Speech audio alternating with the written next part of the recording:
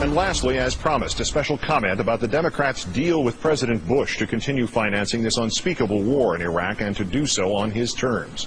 It is, in fact, a comment about betrayal. Few men or women elected in our history, whether executive or legislative, state or national, have been sent into office with a mandate more obvious nor instructions more clear. Get us out of Iraq. Yet after 6 months of preparation and execution, half a year gathering the strands of public support, translating into action the collective will of the nearly 70% of Americans who reject this war of lies, the Democrats have managed only this. The Democratic leadership has surrendered to a president, if not the worst president, then easily the most selfish in our history, who happily blackmails his own people and uses his own military personnel as hostages to his asinine demand that the Democrats give the troops their money. The Democratic leadership has agreed to finance the deaths of Americans in a war that has only reduced the security of Americans. The Democratic leadership has given Mr. Bush all that he wanted, with the only caveat being not merely meaningless symbolism about benchmarks for the Iraqi government, but optional meaningless symbolism about benchmarks for the Iraqi government. The Democratic leadership has, in sum, claimed a compromise with the administration, in which the only things truly compromised are the trust of the voters, the ethics of the Democrats, and the lives of our brave and doomed friends and family in Iraq. You, the men and women elected with the simplest of directions, stop the war, have traded your strength, your bargaining position, and the uniform support of those who elected you for a handful of magic beans. You may trot out every political cliche from the soft soap inside the Beltway dictionary of boilerplate sound bites about how this is the beginning of the end of Mr. Bush's carte blanche in Iraq, about how this is a first step. Well, Senator Reid, the only end at its beginning is our collective hope that you and your colleagues would do what is right, what is essential, what you were each elected or re-elected to do, because this first step is a step right off a cliff. And this president, how shameful it would be to watch an adult hold his breath and threaten to continue to do so until he turned blue. But how horrifying it is to watch a president hold his breath and threaten to continue to do so until innocent and patriotic Americans in harm's way are bled white. You lead this country, sir. You claim to defend it. And yet when faced with the prospect of someone calling you on your stubbornness, which has cost 3,431 Americans their lives and thousands more their limbs, you, Mr. Bush, imply that if the Democrats don't give you the money and give it to you entirely on your terms, the troops in Iraq will be stranded or forced to serve longer or, what, have to throw bullets at the enemy with their bare hands? It is moronic.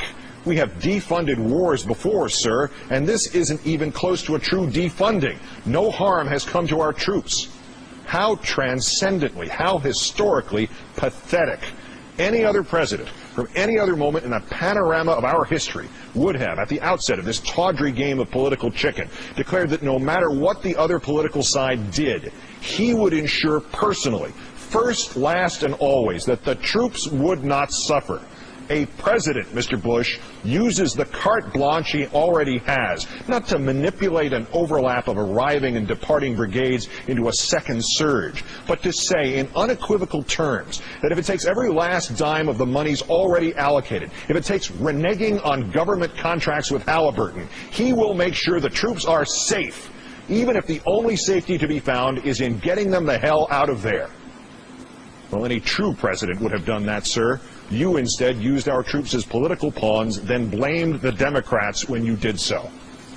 Not that these Democrats, who had this country's support and sympathy up until 48 hours ago, have not earned all the blame they can carry home. We seem to be very near the bleak choice between war and shame, Winston Churchill wrote to Lord Moyne in the days after the British signed the Munich Accords with Germany in 1938. My feeling is that we shall choose shame and then have war thrown in a little later. That's what this is for the Democrats, isn't it? Their Neville Chamberlain moment before the Second World War. All that's missing is the landing at the airport with the blinkered leader waving a piece of paper which he naively thought would guarantee peace in our time, but which his opponent would ignore with deceit. The Democrats have merely streamlined the process. Their piece of paper already says Mr. Bush can ignore it with impunity. And where are the Democratic presidential hopefuls this evening? See they not that to which the Senate and House leadership has blinded itself?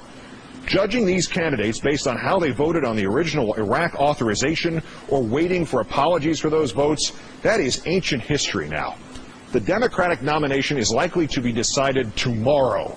The talk of practical politics, the buying into of the president's dishonest construction, fund the troops or they will be in jeopardy, the promise of tougher action in September, is falling not on deaf ears, but rather falling on Americans who already told you what to do and now perceive your ears as deaf, as closed to practical politics.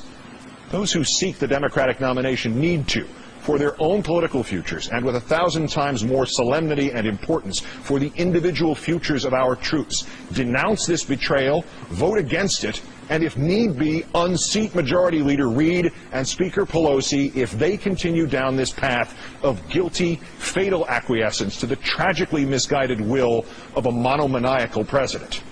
For ultimately, at this hour, the entire government has failed us. Mr. Reid, Mr. Hoyer, and the other Democrats have failed us. They negotiated away that which they did not own, but had only been entrusted by us to protect our collective will as the citizens of this country, that this brazen war of lies be ended as rapidly and safely as possible. Mr. Bush and his government have failed us. They have behaved venomously and without dignity, of course. That is all at which Mr. Bush is gifted. We are the ones providing any element of surprise or shock here. With the exception of Senator Dodd and Senator Edwards, the Democratic presidential candidates have, so far at least, failed us. They must now speak and make plain how they view what has been given away to Mr. Bush and what is yet to be given away tomorrow and in the 1,000 tomorrows still to come. Because for the next 14 months, the Democratic nominating process, indeed the whole of our political discourse until further notice, has, with the stroke of a cursed pen, become about one thing and one thing alone. The electorate figured this out 6 months ago. The president and the Republicans have not, doubtless will not. The Democrats will figure it out during the Memorial Day recess when they go home, and many of those who elected them will politely suggest that they stay there, and permanently. Because on the subject of Iraq, the people have been ahead of the media, ahead of the government, ahead of the politicians for the last year or 2 years, or maybe 3.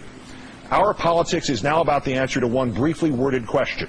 Mr. Bush has failed, Mr. Warner has failed, Mr. Reid has failed. So, who among us will stop this war of lies? To he or she fall the figurative keys to the nation. To all the others, presidents and majority leaders and candidates and rank-and-file congressmen and senators of either party, there is only blame for this shameful and bipartisan betrayal. Good night and good luck.